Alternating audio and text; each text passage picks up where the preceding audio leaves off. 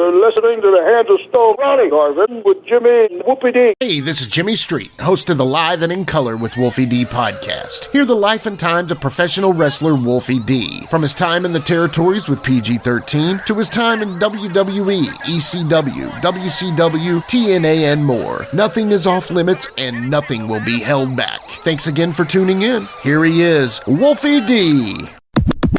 Welcome, guys, once again to Live and in Color with Wolfie D. You're back. Oh, my God, you're back. I'm back, man. I had to do some conventions and stuff, man. And, God, I can't travel like I used to, bro. Yeah. How was it, though? It was great, with the exception that Jamie's a fucking idiot. But, yeah. Show up and has these weird excuses and, you know, whatever, man. I'm going to leave it at that, man. I'm right. not happy with him, but whatever.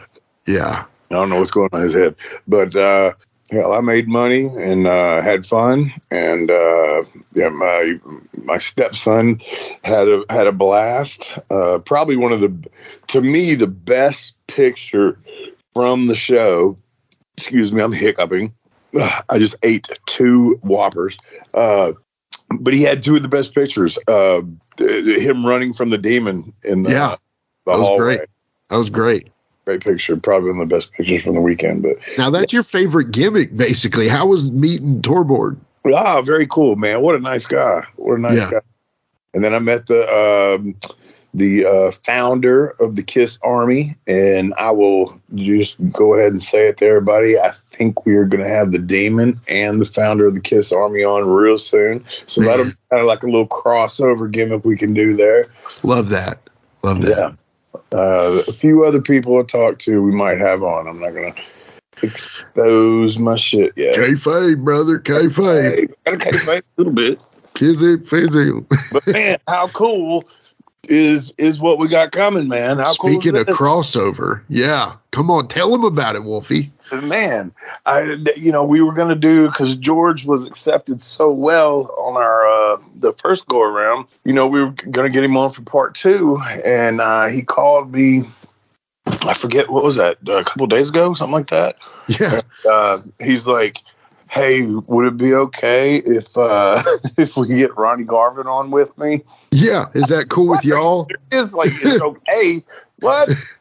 No, yes. Please make this happen. That'd be cool. Yeah.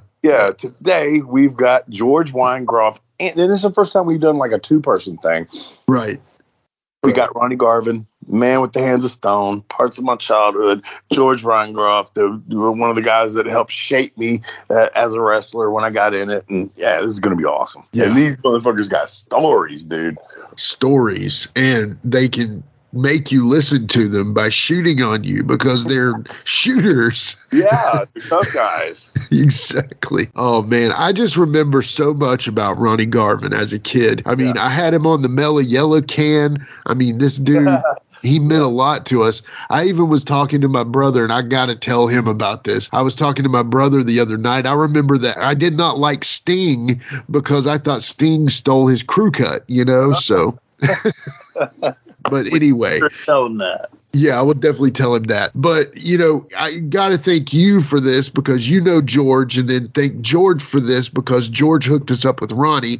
Yeah. And then, of course, George being George. George, we just need to figure out how to make George just a revolving guest. Just come on in anytime you want, George. Anytime you want. He's such a great guy. Yeah. Stories. Well, let's see if we can get him on here.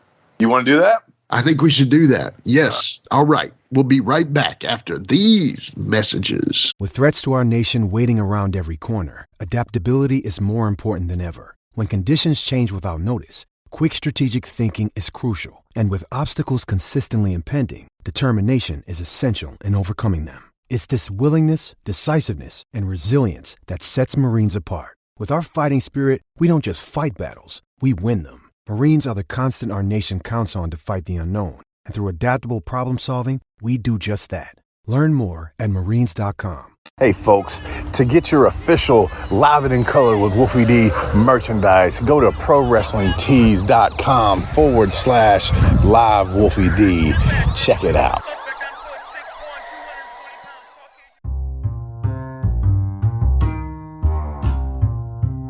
If you're listening to Live and in Color with Wolfie D on Apple Podcast and like what you're hearing, go ahead and leave a 5-star rating. And while you're at it, write a review.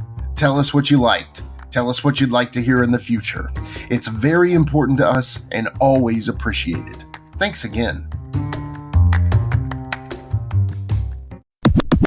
All right, guys, we're back, and we are so excited, and I just can't hide it.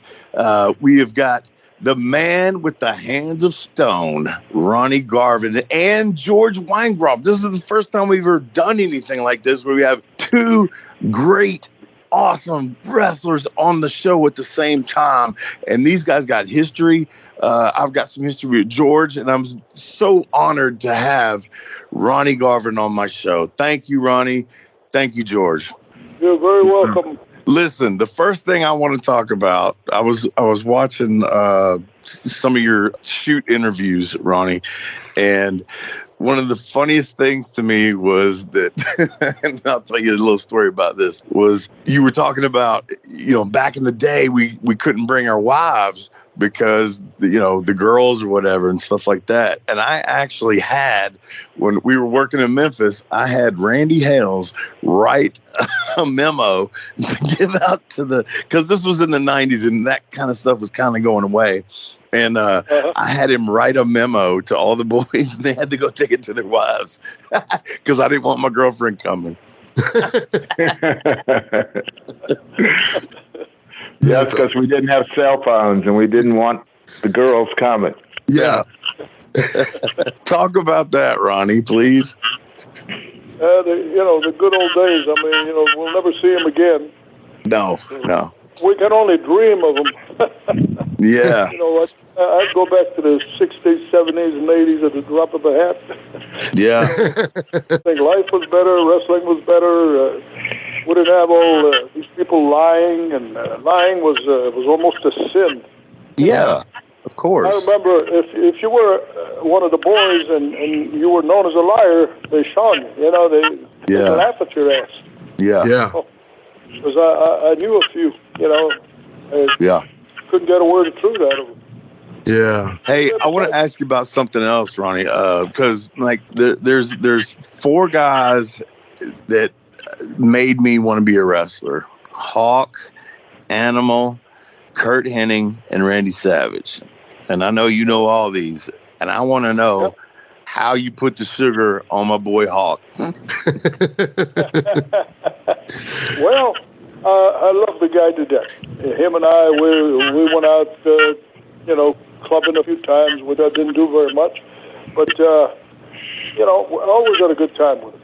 Animal, I didn't know him as well. Yeah. Good guy. I liked him. I mean, but Hawk just didn't know how to wrestle. He was a brute. He was a brute. If you got him down, you could sugar him. And that's what happened. And, I'd love to have him on my side. On my side. Yeah, for sure. Yeah. Now, because I really don't know the story. Did this happen in the ring, or was this a locker room thing? No, in the dressing room, and it was in front of a lot of guys. And I didn't keep him very long. I turned him loose. I didn't want him to be embarrassed, Yeah. But I worked with him when he first came to Atlanta. Yeah. He booked me and what was his name? We beat him for the belts or something. Uh-huh. I can't remember exactly what. That was in Georgia. That was in Columbus, Georgia. Wow. What was his name? Yeah, I can't remember now. Anyway, and I led him through all. And he was good. He just did everything I told him. I said, grab my damn hair. I said, bang my head in the corner. And do this, do that. I'd have to grab his head to make him do stuff. People never knew. I put myself in a headlock, which is easy to do. Yeah. Yeah.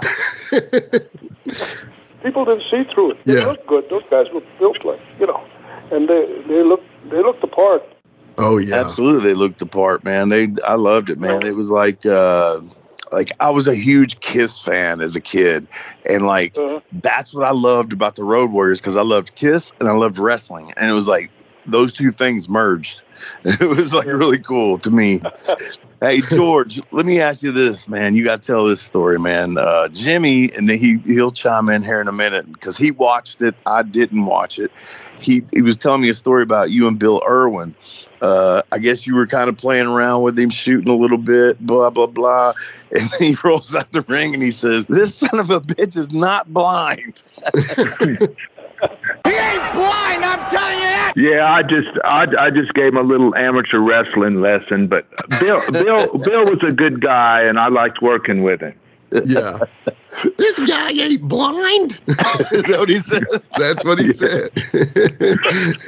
That's hilarious. Hey, Ronnie, listen, the man with the hands of stone, right? We all know you threw a great punch, man. I mean, that was your thing.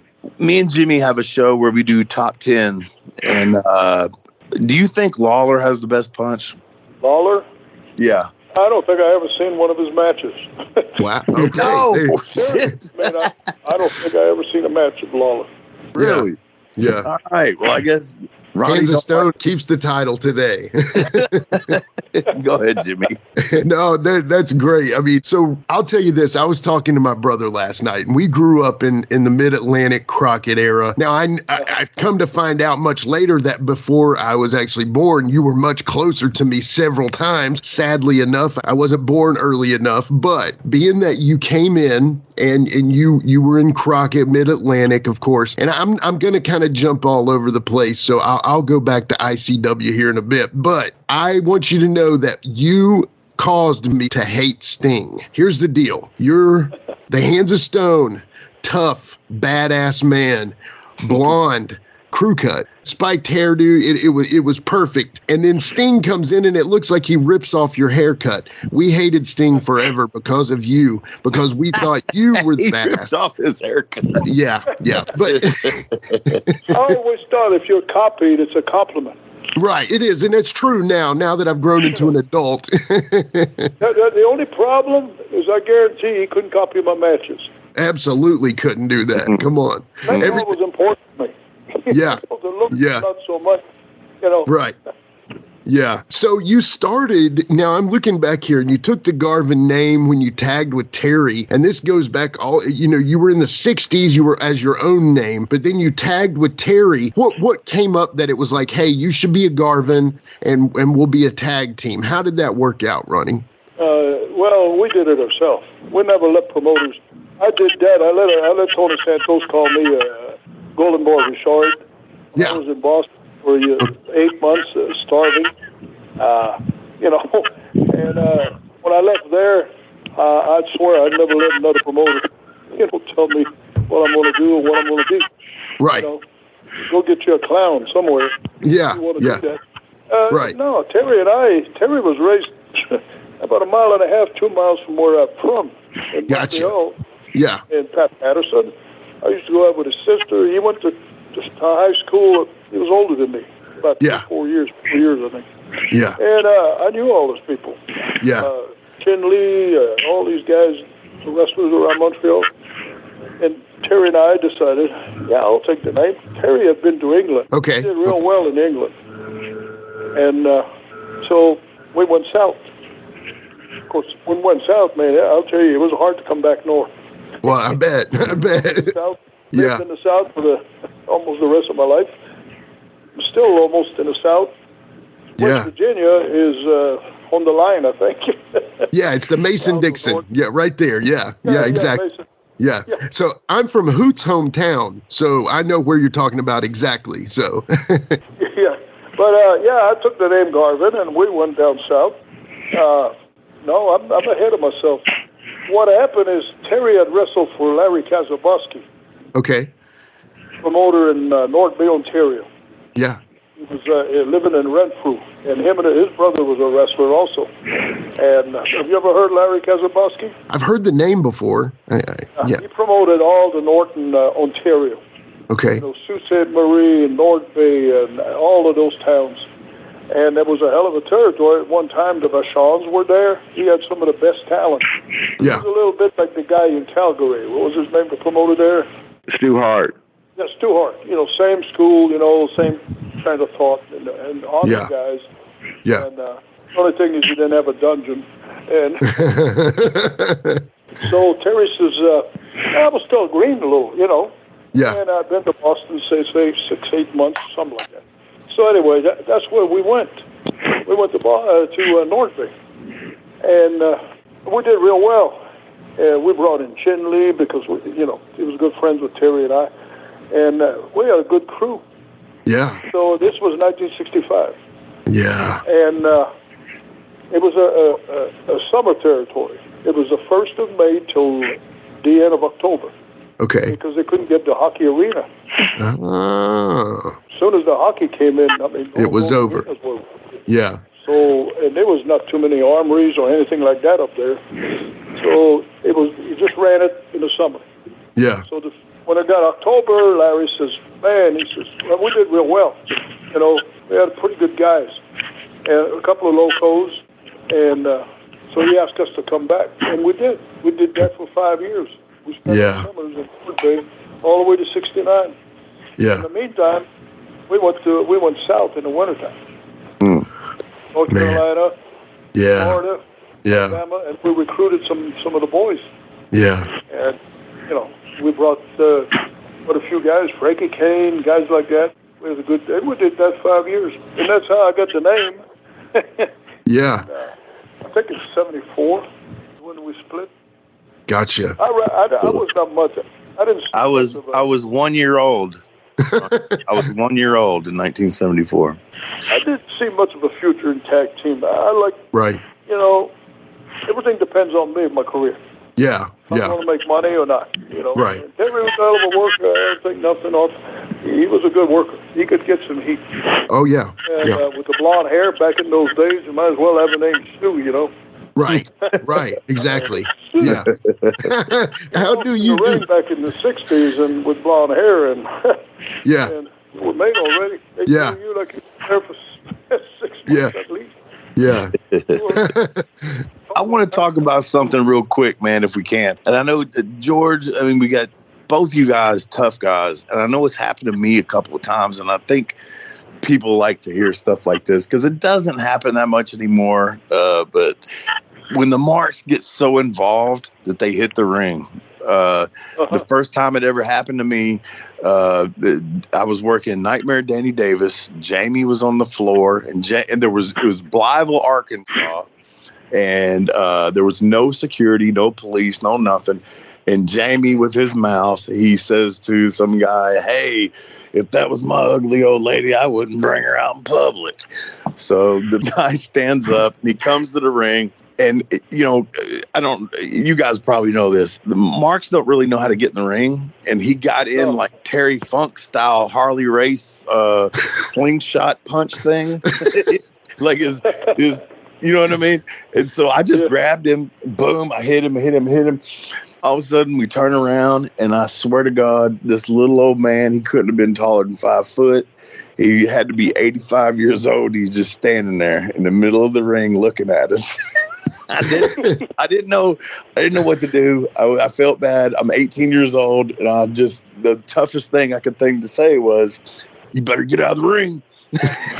Jamie grabs him by the shirt collar, throws him down, and starts stomping him. But he's 85 years old, so I'm sure it hurt. You know what I mean? And then somebody else jumped in, and Frank Morrell was the referee. His big ass grabs the guy and holds him in the corner. I hit him, boom. And then me and Danny somehow turned it back into a match. I don't know how we did it, but we finished it. But I'd love to hear you two guys talk about anything like that ever happened. Well, I had a way of not making it last very long. Yeah. Well, no, but today you can't do that. Right. People are wearing jeans. What you would do is the guys used to slide under the bottom rope. Most of those guys. Yeah. They came out from the ringside. They'd slide under the rope, so they're on their belly. Yeah. And as soon as they get up, you go behind him and you grab the pockets of those pants and rip them right off of them. Oh. You got jeans. You can't do that. Right. Before, in the 60s, people didn't wear a whole lot of jeans. I don't remember that. Right. Yeah. And was ripping their pants off when they got in the ring in their underwear and realized my pants are ripped right off of me. I've seen the Von Brauners do that a number of times. Stop it. Turning it into a riot, people laugh. Yeah. I would imagine. Avoid a riot, and today it would work if there were, suit pants, because you wouldn't get a lawsuit. You'd just Right. big laugh. Oh, absolutely. Yeah. A lawsuit rather than a laugh is never good, so. Yeah. Ronnie, George told me to ask you about this. You and Pez and George all living together. Oh, yeah. Oh, we had a blast. Oh, yeah. That was the best time. I was living at the lake on my cabin cruiser. And when wintertime comes, I was going to get me an apartment. And Pez and George says, you come live with us. I said, okay. Oh, we had a great time. Good times. What a guy Pez was. He was always smiling. That was another one that I got to work with. I think George booked me against him in Beaver Dam, but I got to work Pez when I was like 16, man. I was so lucky, man, to get to work with people like George, Gypsy Joe trained me, just all the guys that I got to work with so early on. And then, like, one of my biggest pushes in Memphis was when they put the Rock and Roll Express in there with me and Jamie. Talk about the Rock and Roll Express, Ronnie. Oh, I love them guys. Yeah. They were flying with me all over the country. Yeah. They were always moving. And because I flew everywhere I went. Yeah. I parked the car. Back in 72, I bought an airplane and parked the car. Wow. That's awesome. And, they were they were tremendous workers. I mean, guys were like rock stars. I was in Charlotte, North Carolina, in the dressing room, and I hear this concussion. And all the boys, we heard this big concussion. All of a sudden, the door slammed open, and there's a couple of policemen there, and they're dragging the Rock and Roll Express, almost dragging them in the dressing room. They had ripped their clothes off of them almost. I don't know which one of the Rock and Roll. His ear was bleeding because they had hearing aids, ear pierced. Yeah. And they ripped that right off. Oh my gosh. They've been like they've been in a wrestling match. So after that, they gave them some protection. They had a guy or two taking them to the ring and waiting for them in the parking lot to go into the wrestling, to the matches. Yeah. God, they attacked them outside. The girls. Yeah. Jeez. Girls. Well, okay, speaking of girls, George, tell the Kerry Von Erich Thibodaux, Louisiana story. Yeah, real quickly. I was buddies with Kerry, and we go to Thibodaux. So Kerry was just unbelievably over, and he was on one of the early matches, and so was I. So we start walking out of the dress. It's a sellout crowd in Thibodaux, Louisiana. I'm ahead of him, and he's right behind me. And then all of a sudden, the girls attack him, and I'm hearing help. And so, help. We get him back to the dressing room. We're only about 10 feet out of the dressing room. His shirt was ripped off. His pants were pulled down. They had his belt. Everything. It was like a swarm of ants on a meatball. I mean, it was scary. I never seen anybody over like it. It was scary. That is funny. Wow. You'd think that would be really cool to be over like that, but that was too much. Yeah, that's too much for sure. Yeah. Hey, we can't not talk about the Garvin stomp, man. And Ronnie, I saw an interview you did, and you were talking about we always kind of recycle stuff in the wrestling business, and how you got it off of, I think you said it was, I can't remember whether the Stomper or somebody, but you said they would do the head and the arm and the chest, and then you took it all around the body. So you just reinvented it. And that's one of the, do you guys know what Tennessee tippy toe is? I know George does. Ronnie, you know what that is? What is it? Tennessee tippy toe. Shoot your part. You tag your partner, shoot them off. Everybody drops down again, and then the two heels run into each other. was an old spot. And me and Jamie brought it back. Me and Jamie brought it back in the 90s, and it was new again. So, yeah, when you said that about how you made the garments. I bet it was Malenko. Was it Malenko, Ronnie? Yeah. I worked a lot with Malenko, and but he only did it. He stayed in place and stomped your chest, maybe in the head, and then on the shoulder, and 2 or 3 times, and then But I decided, hell, let's go the world around. Go all the way around, Yeah. Both legs and eyes and stomach and the head. Your nose was in the way. On the hands, it was great. Well, I thought about it later on. You know what I should have called him? The tenderizer. That's awesome. Yeah. Tenderize the meat before you. Yeah. That is amazing. Hey, Jimmy, you want to play some name game with these guys? I mean, obviously, yeah, we would love. I would love to do that. I'd like to. And I want both of you to answer. I really do, because I've got a little list here of people that we know, man. Now it's time to play the name game. Now it's time to play the name game. Now it's time to play the name game. First one is going to be Gypsy Joe. Gypsy Joe. You never really ran into him, did you, Ronnie? No. No? If I did, it maybe once. Yeah. I never was. George? Yeah, I only wrestled him one time, and the boys all came out to see it, and he treated me with kid gloves, and they were all disappointed. I'm sure he did. Ask Ronnie about the rib on Ole Anderson.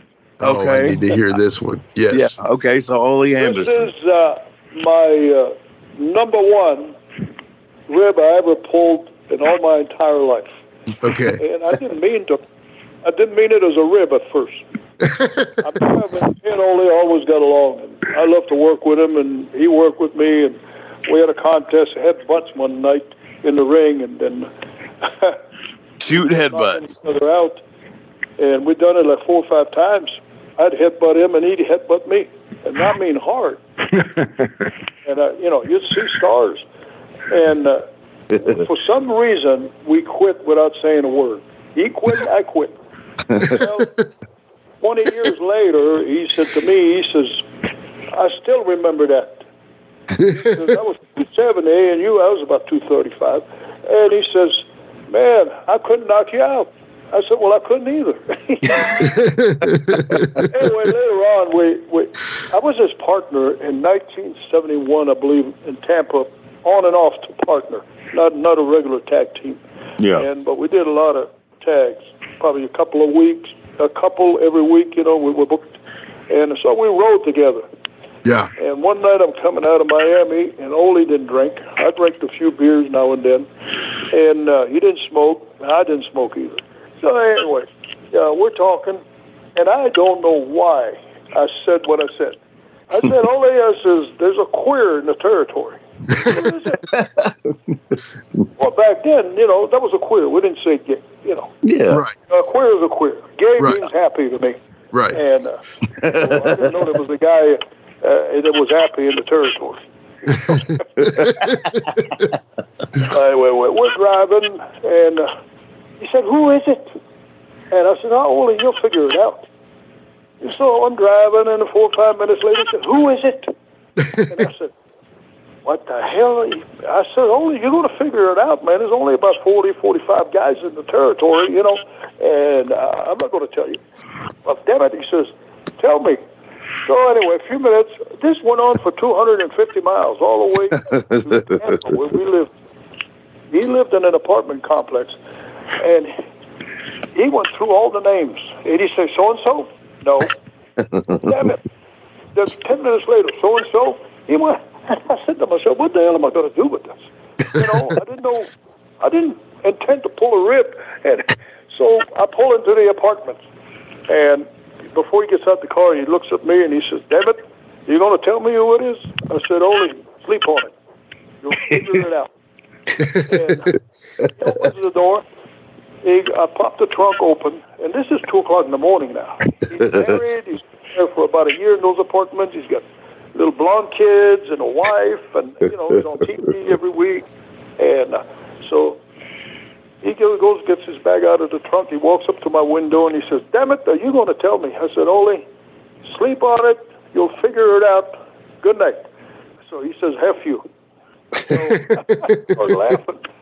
Well, he's walking towards his apartment, and it's 2 o'clock in the morning, and it's like in the middle. It's very echoed there.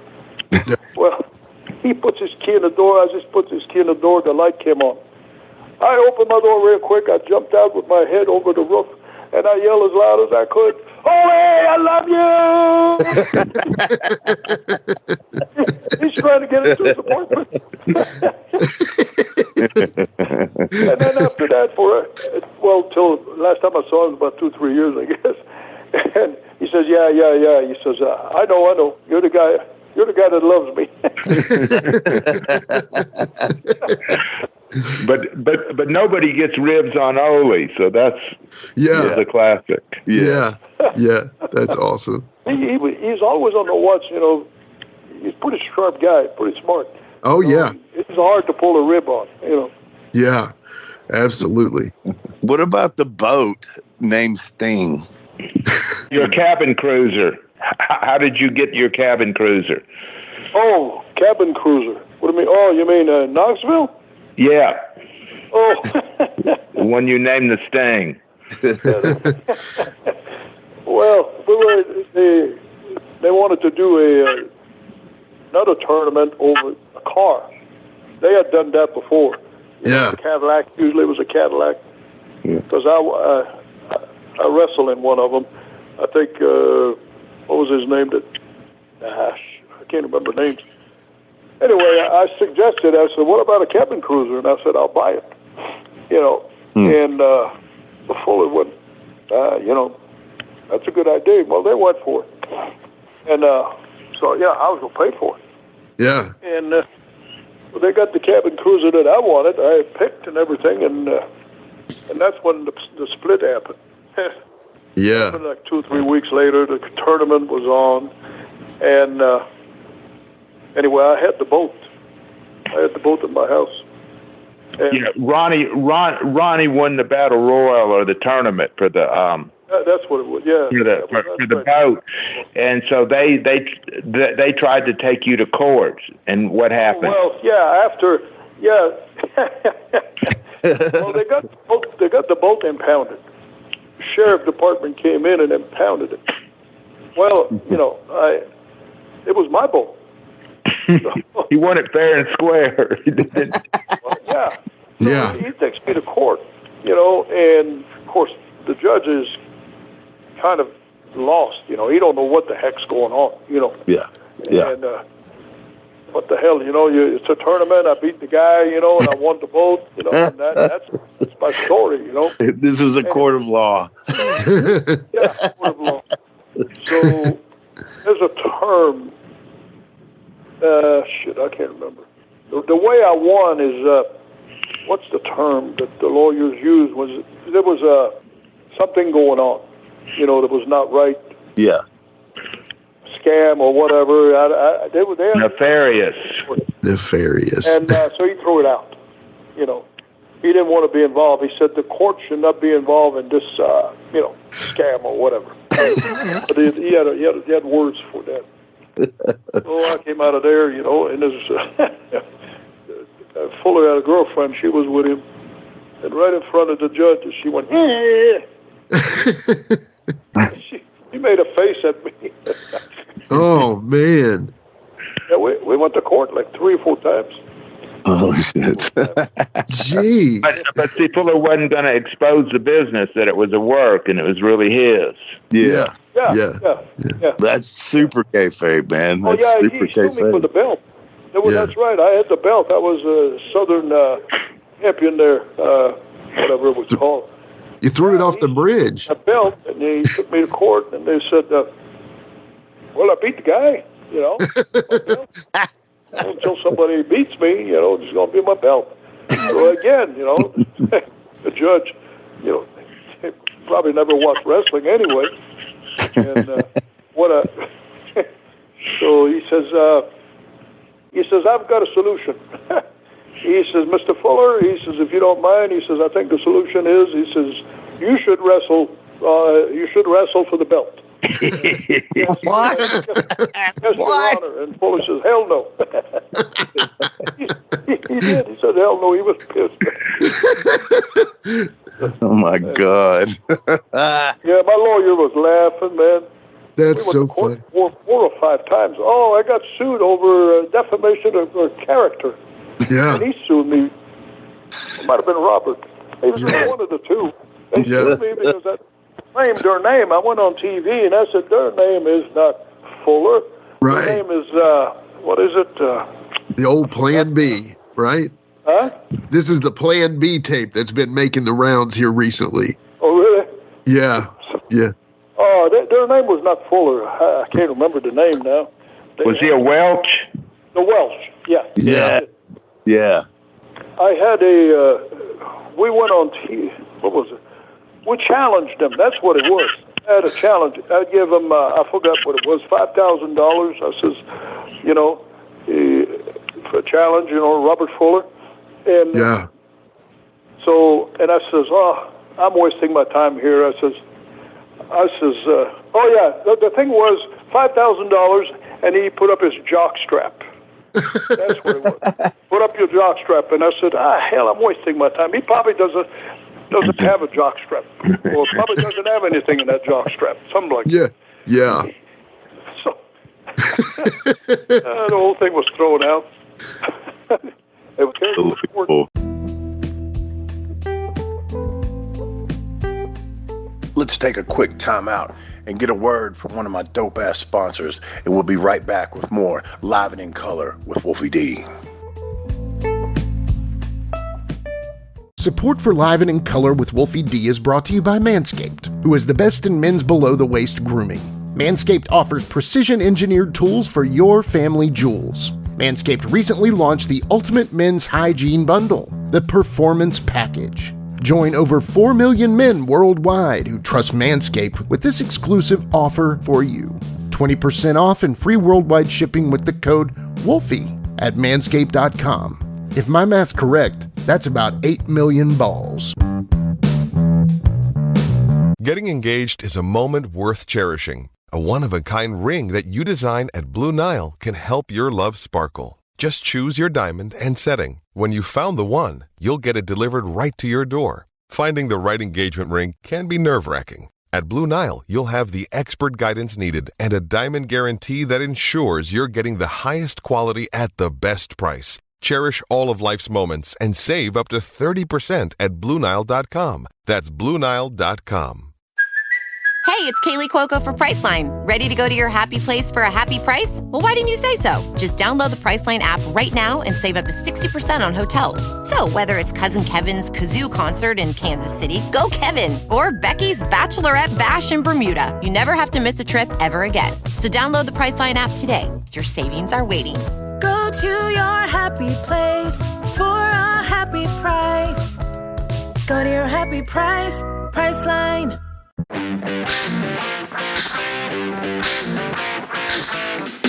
Hey folks, this is Wolfie D here, and if you are looking to buy or sell a home in Tennessee or Southern Kentucky, you're going to want to call my buddy, the rock star realtor, Benji Bowie. And you say, Wolfie, how do I get in touch with this rock star? Well, you can call him directly at 615-390-8216. You can go to his website, bowiehomes.com. That's B-U-I-E homes.com. Or you can email him at benbowie34@gmail.com. When you need a home, you need the Rockstar Realtor.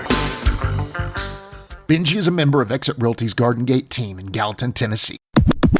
Hey, Ronnie, I think something is interesting. Tell them about you beating Flair and your responsibilities with taking care of the belt. Oh, that was a pain in the butt, man. That sounds like it. When I won that belt, the gold, Yeah. it was pure gold. Yeah. I mean, I took it and got it appraised. Yeah. This is in 1987. Right. I was in Charlotte, And I was responsible for it. So I took it and got it appraised. And the guy told me it was $50,000. Oh, shit. That gold belt. Wow. And so I said, shit, man, I got to be careful, because when you go to the ring, who you give it to, you got to make sure it's the right person. And when I leave it in my room, I had to hide it. And, it was a nightmare. And flying and all that. I mean, I didn't like it. I was glad when I lost it. A lot of responsibility. No kidding. No wonder Flair took it with him to WWF, so. Yeah. Well, I think it was his belt originally, wasn't it? Flair? Yeah, was that his belt? Did he have that made up? I beat him for it, but the belt was made by, what was his name? He was from... Reggie Parks? No. The guy lived there right in Charlotte there. He was the Nelson Royal. Oh, yeah. Oh, okay, gotcha. Yeah. Mooresville. For rodeos.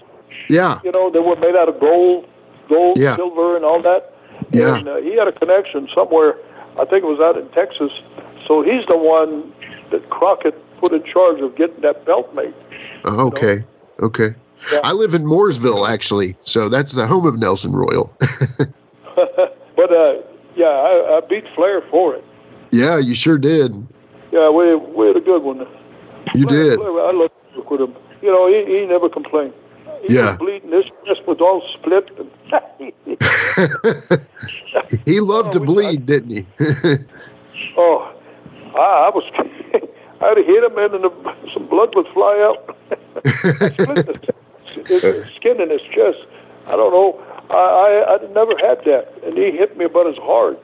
Yeah. I don't know. Yeah. But let me ask you this, Ronnie. You've been in the ring with so many great people, and just talking about that match, and people put Flair over as being like the best ever and stuff like that. Do you agree with that? Do you think Flair's the best ever? Well, I don't think so. I don't think it all depends on your definition. Yeah, exactly. Well, he can't be any more successful. He was at the top, made a lot of money. Yeah. And, but who's the best? There's so many. Right. I could. Malenko was one of the best as far as it's concerned. He was the only wrestler that could go in the ring, get beat every night, and have a riot on the way out. Yeah. Okay. People try to kick his ass. And I remember when I was in Knoxville, not to take anything away from the Stomper would get over it. He drew money, but he had to beat 15 guys. Right. He had to beat them and almost murder people. He got on him. When he got over, he drew money. Malenko never beat anybody and got over better than the Stomper was. Man. He had this knack, man, about how to have heat. And I think his interviews were great when he closed that eye, And, oh, yeah. I love the guy. He was, but there's so many. Greg Valentine, Yeah. It was unbelievable. Oh, I'm sure. Yeah, I've heard great stories about him. Yeah. Greg and Bob Orton, the senior and junior and Randy. I mean, those guys. Speaking of the Garvin Stomp. Well, it works. Hey, Ronnie, can you share the story about you wrestling Andre the Giant in a mixed tag, or Andre and Roy Lee Welch against you? Oh, man. Well, the thing started, Roy Lee Welch and Joe LeDuc were partners. And I think it was Bob Orton and I, we wrestled tag team. And what I did is I supposedly broke Roy Lee Welch's wrist. Threw him out of the ring, ran him into the post, and then I took his wrist and I was banging it on the steel corner there. Yeah. And he wound up in a cast. And he challenged me personally to a wrestling match where he has a partner, and he's going to stay on the apron. Couldn't wrestle. Yeah. So I said, you pick anybody. I said, go get Godzilla, go get anybody. I was the one-man gang. you know, I was over as a one-man gang. Oh, you were before Crusher was, yeah. Oh, you yeah. Sure? Yeah. Yeah. And, well, they'd send 2-3 guys in the ring, and I beat the shit out of them. Then a couple of the boys that were newcomers would sit at ringside, pretend to be fans. You know, they'd charge the ring up, pile drive them, you know, leave bodies laying around. Stuff like that. And it was over. So, yeah. Guess what? When they announced that Roy D. Welch is going to have Andre the Giant was coming in, I didn't know, and supposedly. Yeah. Andre the Giant is going to be wrestling Ronnie Garvin, Roy D. Welch in the corner. So I went nuts, you know. Man, shit, I can't do that, man. That's not fair. Yeah. So finally, I got pissed, man. I said, I'll tell you what I'll do. I'll show you even better than that. I says, I'm going to accept this match under one condition only. That it is built as a handicap match, Andre the Giant, Roy D. Welch against Ronnie Garvin. So it was a handicap match. Usually you wrestle against 2 guys. Yeah. It was reverse. Right. But of course, Roy D. Welch can't wrestle because he's handicapped. He's got broken wrist, you know. And so that's how the match happened. Yeah. And it did good. I mean, it was packed. I'm sure it did. Man. Yeah. So that, you know, that was good. I hit him over the head with chairs. I had him down on the ground, man, 3 or 4 different times. Stomped. I came across his neck with a knee drop off the top rope. Yeah. Yeah. He never did. Yeah, Les Thatcher did a vignette with that, you know, and it's real. He's beating the shit out of Andre the Giant, you know, and flying his airplane and so forth. Did it take you all day to do the Garvin stomp on him? Let me ask you this. So obviously Wolfie's probably tired of hearing this gentleman's name, but I come from a town called Lebanon, Virginia, and that is the home of Hoot Gibson. I need to hear some Hoot Gibson stories, Mr. Garvin. Hoot's my brother. Yeah, you know, I know. I've known Hoot since 1978. And, yeah. Yeah, what a guy. I still talk to him, call him, and go. How's he doing? He's doing okay. He's going to be 81. Yeah. And he's got his own apartment, and he's got somebody staying with him during the day, 3 days a week. And well, that's good. And, yeah. Yeah, it's help, but he's got a bad back like most wrestlers. Yeah. Is he so he's not down on the lake anymore? No. Okay. Yeah. No, he had to move from there because he was living in a trailer and couldn't get his propane gas in the winter, and he couldn't function by himself. Yeah. Oh, and he fell. He's got that disease that what is it that you shake? Parkinson's. But it's not bad yet. Anyway, but he got diagnosed with that. But his spirit is pretty good. I called him and I always tell him, I says, "You still got that black eye?" He laughed. It's a joke between him and I. One of the boys ran his head on another guy's boot, holding it on the corner, you know? Yeah. In a tag match. Yeah. I was his partner. Yeah. And when he turned around, man, his eye was puffed up like an apple. His whole side of his face was black.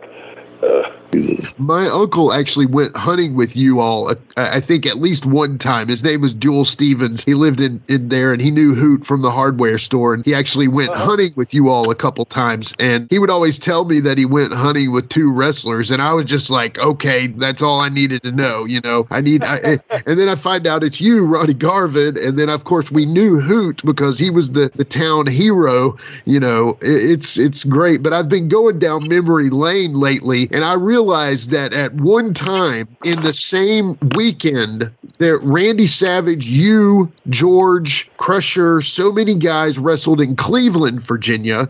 And then in the next night, Ric Flair and Roddy Piper wrestled in Honaker, Virginia. Literally the same county. Some of the greatest wrestlers of all time were in the county, and it just blows my mind to know that. I was 3 years old, so couldn't drive to that one. But did you enjoy working Southwest Virginia? Well, that was a run out of Knoxville.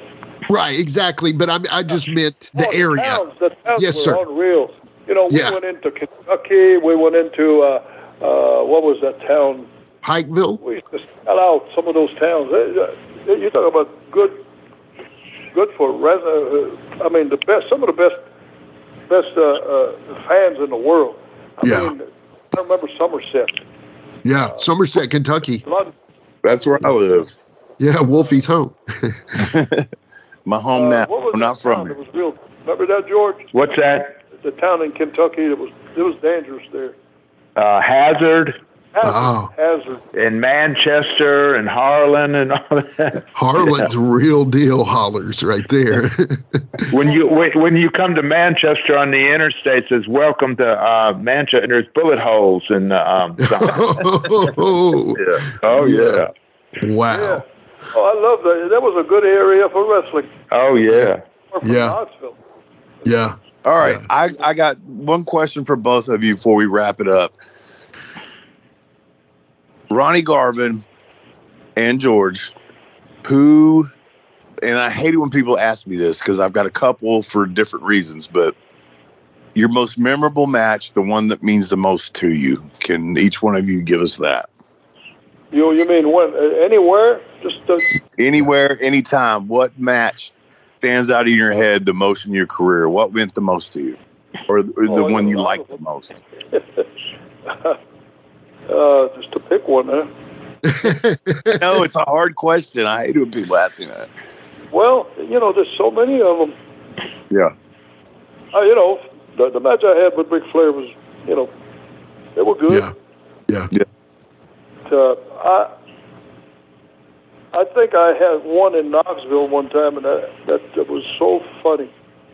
With Malenko. Yeah. I had a box. Well, it's a long story. It starts with the real one-man gang in Knoxville was called Crusher Broomfield. Right. I gave him that name. Yeah. And when he came in, and he was 19 years old, 19 or 20. Yeah, 6'9" and about 400 pounds. Massive. Yeah. Giant. Love he was. Yeah. Yeah, and he just never had a problem in high school or any kind of school. Yeah, people were afraid of him because of his size. Yeah, but actually he was pretty helpless at first. Later on, he learned pretty good. Yeah. No. I think I got. It's Crusher Blackwell that we made the box. Were you there, George? Yeah. Well, it was Crusher Blackwell out of Knoxville, and then you did. It was Crusher Broomfield. You did in Lexington with. Gotcha. Yeah. With lots George of crushers. Crushers. Yeah. Well, in Knoxville, Tennessee, Bob Roop and Bob Orton, they had him almost like a slave. They had some story about they mortgaged his house, and they were treating him like a slave. And the guy was 300 pounds. He was real agile. He could drop kick.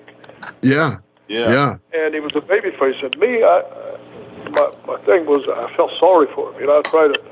So we wind up in a 6-man. Eventually, I forgot who the other guys were, against Roop Orton and Blackwell. And when I got to the middle of the ring to wrestle Blackwell, I shook his hand and we did the patty cake dance. Yeah. We hugged, and we brought him into our corner. And Roop and Orton were going nuts. Stole the, because they put him in front of him, because he was a big son of a gun. He wasn't very tall, but he was. Anyway, we built up till and supposedly they got it through the court and all that. He had to go back with Roop and Orton. And eventually, I built a box. And it was a huge box made out of plywood. And I put CB, Crusher Blackwell. But I just put CB on all 4 sides of that box. Yeah. And I brought it on TV. Anyway, they were going to seize Crusher Blackwell because it was supposed to be their property or whatever. Uh-huh. Anyway, there was nobody in the box. Hey, Jimmy, do you know who the McGuire twins were? Oh, yes. Yeah, massive guys. Yeah. Ronnie would wrestle them. You know, they had to take the bottom rope off for them to get in and roll in. Yeah. And then they couldn't get out. They'd stand in the corner. But one night, it was pitiful. Ronnie beat the crap out of one, and I swear he was blue. He couldn't breathe. I said, Ronnie, you're going to kill the guy. Absolutely kill him. I would have him on their back, and I'd jump with both feet to their stomach, and I would sink to my knees. Oh, God. He tortured. I thought the guy was going to die. Yeah, I bet. He tortured those guys. Okay. I've heard some bad stories about those guys needing help in the bathroom. I don't want to talk too much about that, but you know, I do want to ask one question, Ronnie. You dressed up as Miss Atlanta Lively. I love that. That was so funny when you were in the room and Rick came in thinking it was Precious. And, you know, a lot of people don't know, well, I do because I'm from that area, but that you had done that with Boogie Woogie as well as a tag team partner with Boogie. That was such a great gimmick. I thought that was such a hilarious time. Yeah, well, we played it. It's almost like pulling a rib on Ric Flair, you know. Right. Yeah. You know, he really liked what was her name? Precious. Yeah. Precious. Yeah. Oh yeah. And so I came up with the idea of dressed as a girl. Well, I went shopping and they went for it. You know, I forgot.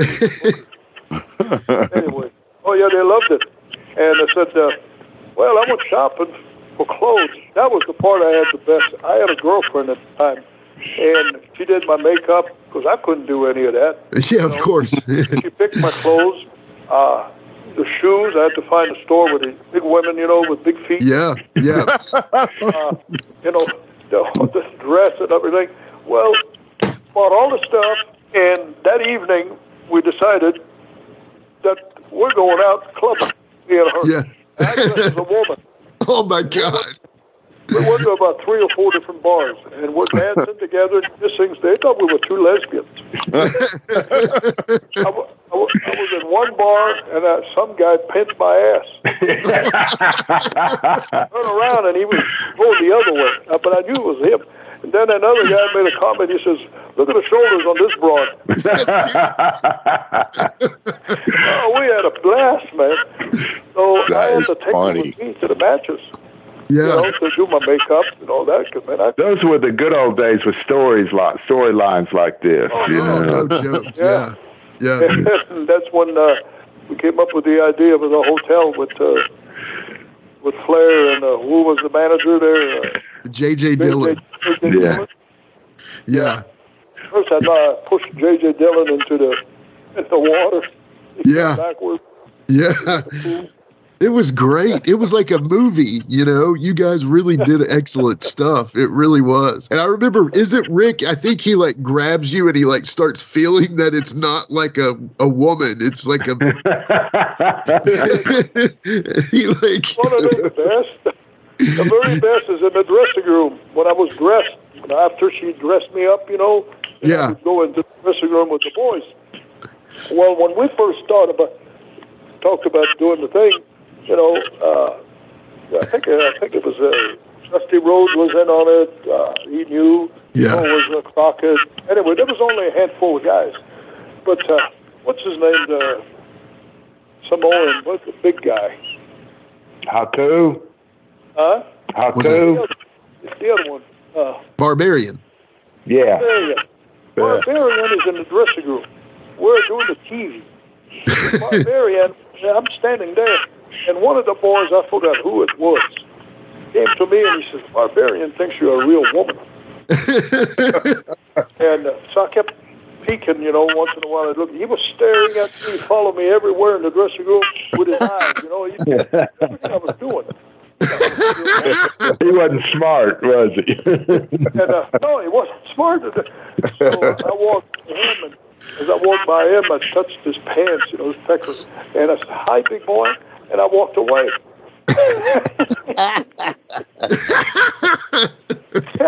So I finally had to come to him right in his face because I figured if he jumps on me and wants to rape me, it's going to be bad. That's going to be bad. I said, Barbarian, it's me, Ronnie. Oh, brother.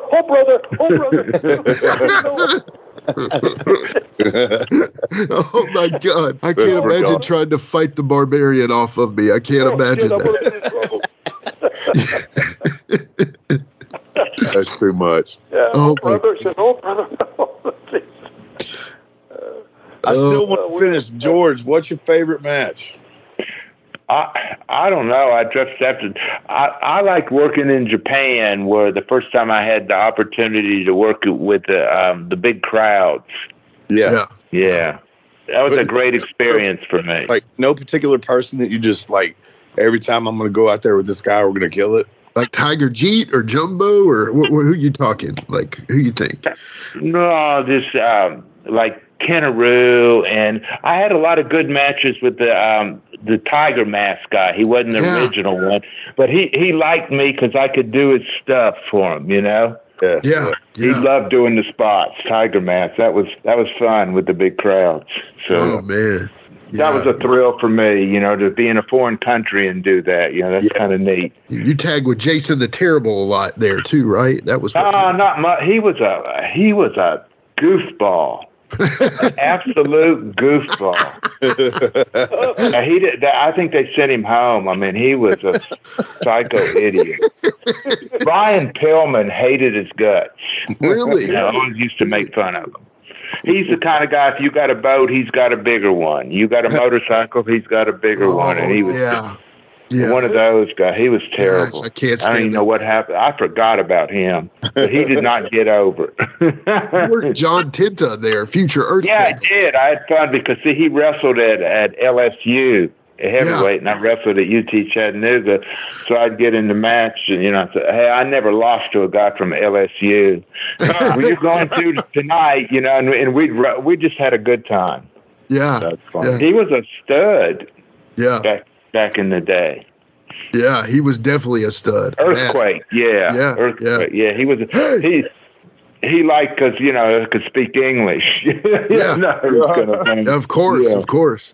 Yeah. And I remember he would always, his promos were like, it was almost like, hi, you know, he had a very projecting voice. I feel like he didn't need to stand near the microphone very much on those promos. They're talking about the guy Earthquake, Ronnie. Earthquake, he came over, his name is John Tenna, and he was a regular in Japan because he went over there and he trained as a sumo wrestler. Oh, really? Yeah, it was a pretty successful in the young groups, but I think he got as far as he could go, and then Bob assigned him. Gotcha. He'd been in Japan a long time. Yeah. But he was a good guy. I worked with him. Yeah, you worked with. He was a Canadian. Yeah, right? I think he was. Yeah. By the way, in Canada. By the way, let me say this. That was the biggest shock of our lives when we found out you were Canadian, Ronnie, because your promos were very pro-American, and it was like, I'm going to, you know, this is for the good old USA. And then I remember finding out, I was like, he's Canadian? I thought, you know, because you could hear it in Pat Patterson's voice, and you could hear it in a lot of other guys' voice, but it could never pick up a Canadian accent, especially Montreal. Oh, if you're around Ronnie long enough, you'll pick it up. No, the whole time when people in the business, anywhere I went, people say, you got an accent. Yeah. Canada. Oh. You know, they always put me up north. Yeah. You know, they knew I was not from the South. Right. And I used to tell them, well, you're close, but, you know. Yeah. Well, I didn't learn. When I left Canada, man, I couldn't speak a word of English. Yeah. Well, you're doing good now. And I barely make it now. But I stayed in the South, man. I went south, and I was done with Canada. Yeah, you know, and I want to ask this, and this is kind of an interesting question because I've never heard someone in your position. Ronnie, what do you think had Magnum not had that accident? What do you think would have happened to him? Well, I think he probably would have been wrestling Ric Flair. Yeah. You know, I think that was the plan. I don't know.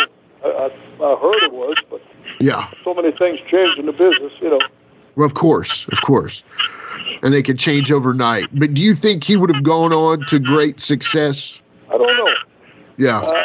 He was a pretty talented guy, you know. Yeah. He was over in Charlotte. He wasn't been there very long either.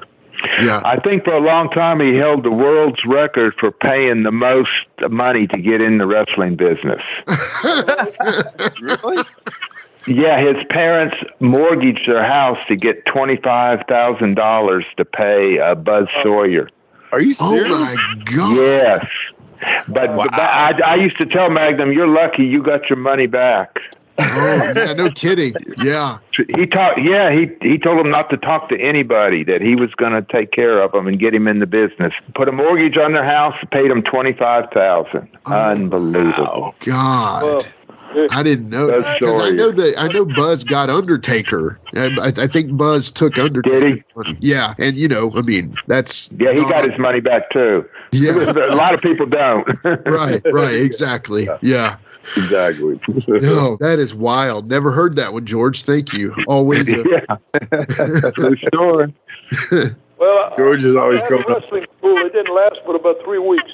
Oh, really? Oh, yeah. I had this lady who came up, and she had a son that was about 45 years old, and he was about 5'2", weighed about 137 pounds, maybe. Yeah. And she wanted to give me money, and I said, "Ma'am." And I had another one that came up later, but 4 or 5 days, a week later. And I said, "Nah, I just closed it up. Plus, I had 2 or 3 guys already in school, and they didn't want to work out. They didn't want to do squats. They didn't want to do push-ups. They didn't want to, you know." And I have no patience with people like that. I shut it down. I told the lady, I said, "Ma'am, I don't want to take your money. You know, there's no way your son's going to make any money. Right. You pay this in the whole entire world. There's no way." You know, we'll start wrestling, and I said, "He's not big enough. He's not tall enough." "Oh, but I wanted him to." She just wanted him to have one match. Oh, I'm not going to be no part of that. I'm not taking your money.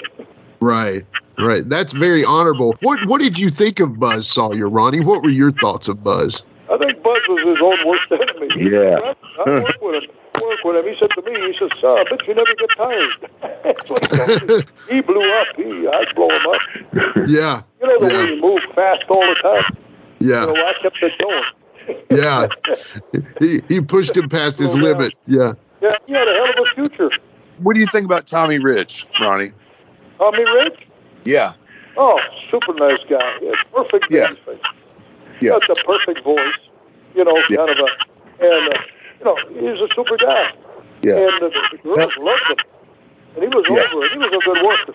He got sympathy, you know, and let's see, he had a good, a decent body, you know, and he moved good in the ring.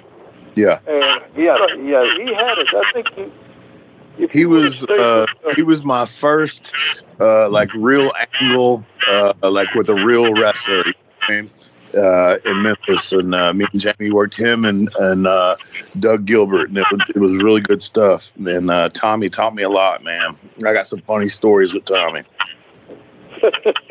I bet. I always liked Tommy. Yeah. We used to go up north when I worked in Atlanta in the 80s, early 80s, when we go to Ohio and Michigan, and you know, he always traveled with me. I was the only one with a driver's license. They all lost their driver's license. Oh my God! So the office would pay for the car. We'd rent a car, and we were up there a week in Georgia, and a week, you know, we alternated. Yeah. And he was growing some houses too. No joke. Talent.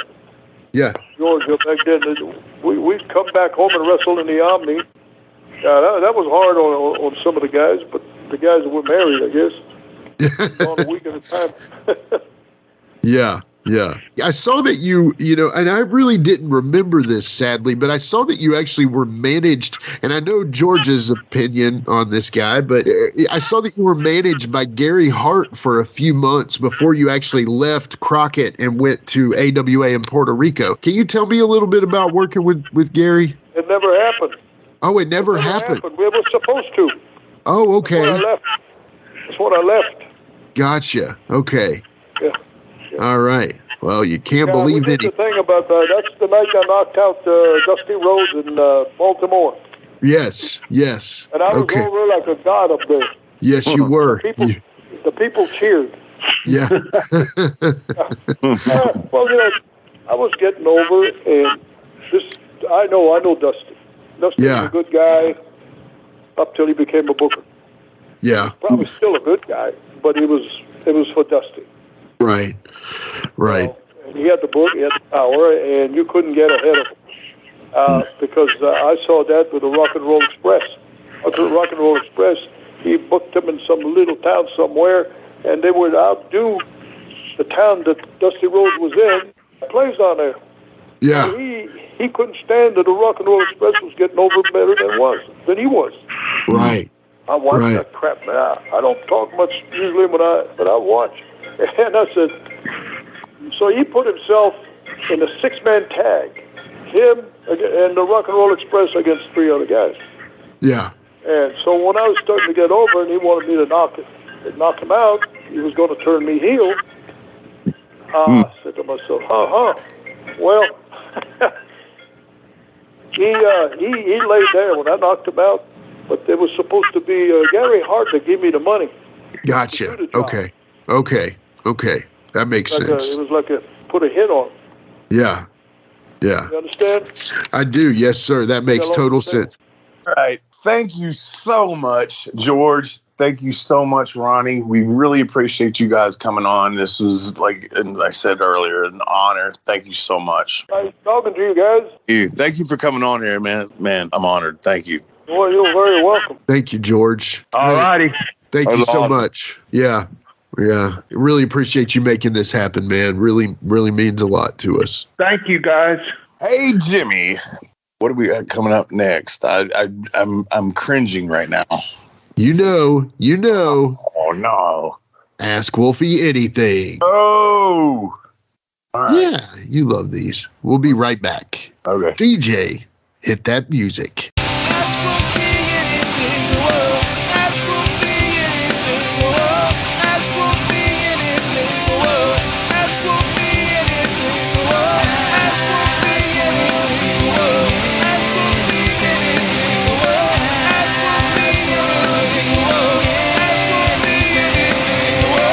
All right, we are back with Ask Wolfie D Anything, and you groaned as it happened, but, once again, we just got to thank George and Ronnie. Ronnie and George, it sounds like an old Southern rock band or something, Ronnie and George. Ronnie and George. But, yeah, those guys were amazing. Thank them so much for coming on. Fulfilled an absolute dream of mine of having Ronnie Garvin on a podcast. So, anyway, that was awesome. Those guys are super cool, right? I mean, come on, Wolf. You know that. Dude, that was awesome.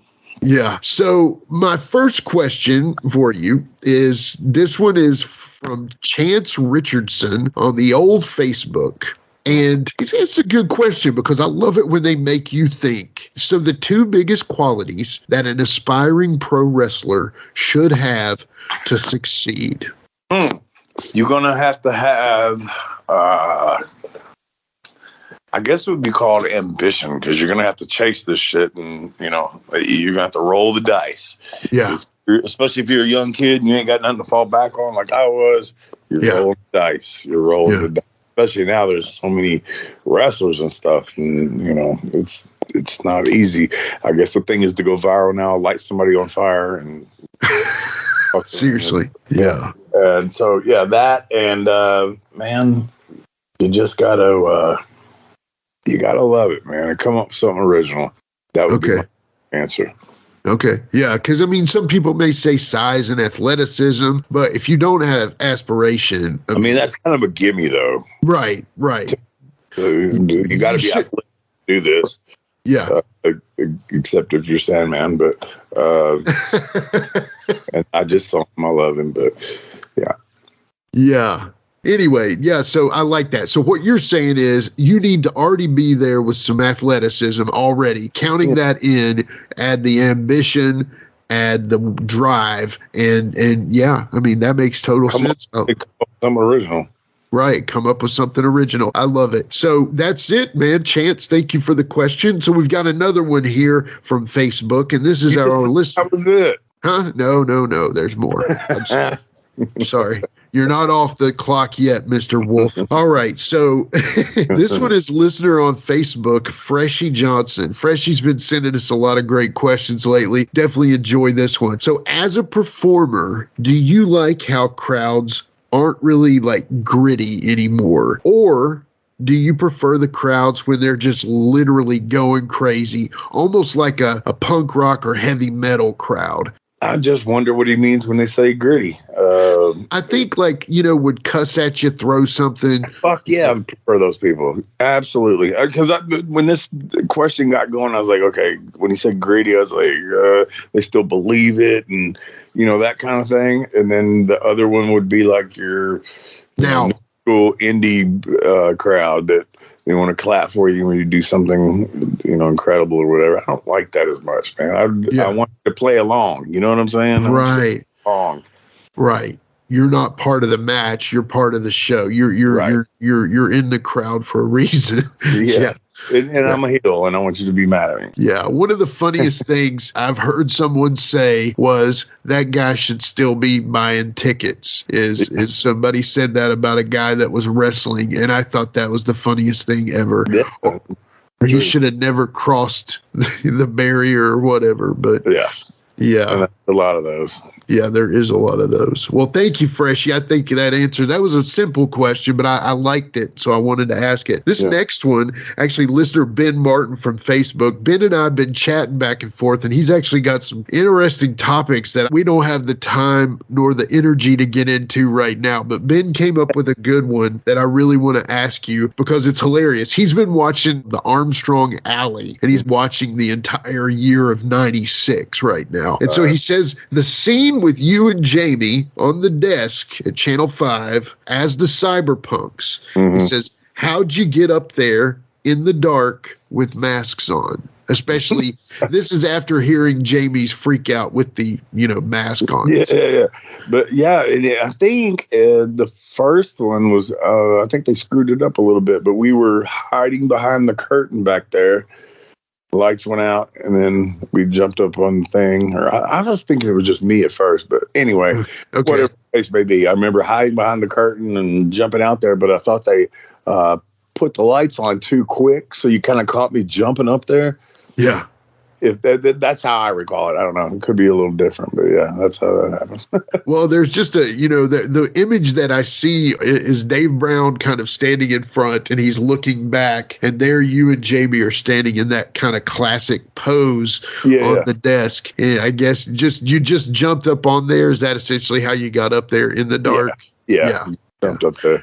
Probably wasn't that dark. I'm sure there was some sort of stage. Yeah, exactly. In the studio, it wasn't that dark. It was dark enough to where the people really couldn't see it, but we could see it. You had stage lighting a little bit that kind of helped you. Yeah, that makes sense. But anyway, was he cool with the mask back then? This is just a new revelation? Yeah, just part of his new, I guess. I don't know. His new persona. Everything freaks him out. Crowds. Car trips, convention. Yeah. Anyway, yeah. So, hey, I wanted to take it easy on you today. That is all we've got for Ask Wolfie D Anything. This is a great show. I think, I'm still kind of pinching myself that we literally just had George Weingeroff and Ronnie Garvin on the show. So, anyway. Pretty awesome, man. Pretty awesome. It was, for sure. All right. Well, take us out, Brother D. Well, y'all know what I'm going to say. Tune in next week, man. We love y'all to death. And thank you for listening to Live and in Color with Wolfie D and Jimmy across the screen.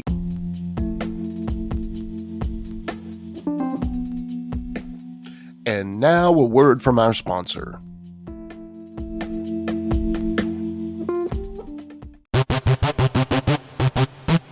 Ladies and gentlemen, welcome to Give Me Back My Pro Wrestling, the podcast that's based on the old school but can still help you find the good stuff from today. Jimmy Street and the Plastic Chic, Jared, are the undisputed tag team champions of the wrestling podcast world. From thought-provoking topics to superstar interviews to action figure expertise. This team does it all. And all they ask is, give me back my pro wrestling.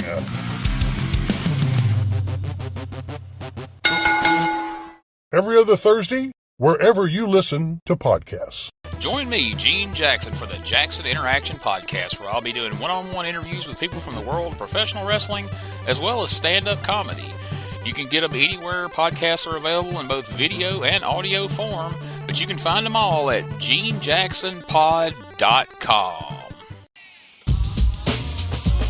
That's right, it's the talk of Middle Tennessee, the channel you love to hate and the channel you hate to love. It's Brian Turner from Brian Turner's VHS Rehab. And if you're looking for matches from Wolfie D to Jerry Lawler to Dusty Rhodes and the team that put a pimp before your eyes and a goatee between your thighs, Booty Call and Athena, go to lostwrestling.com. See, I made it easy for you. Brian Turner's VHS Rehab. Booyah.